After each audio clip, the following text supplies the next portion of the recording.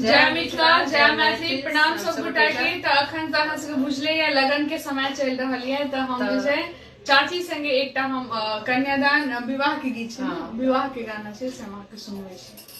आशा करै छी सब गोटा के बढ़िया लागत तो ज्यादा से ज्यादा कमेंट करब।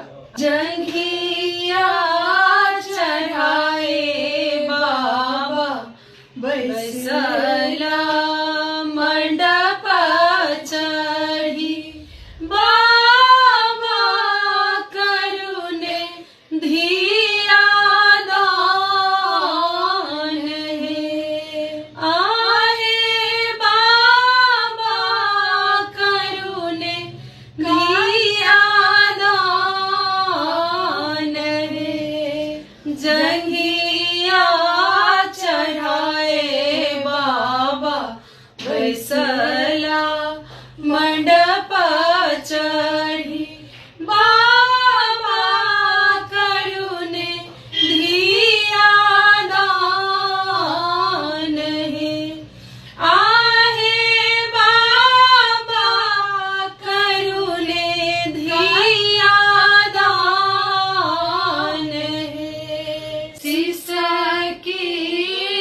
सिसकी रोबे माता सुने ना,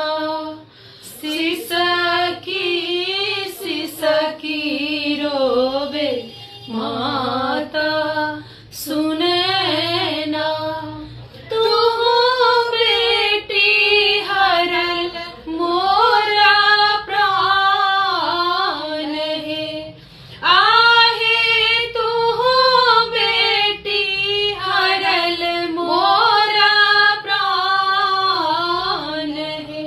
आही धियालय नटुआ नचोलनी, से हो बेटी भेल बिरान है।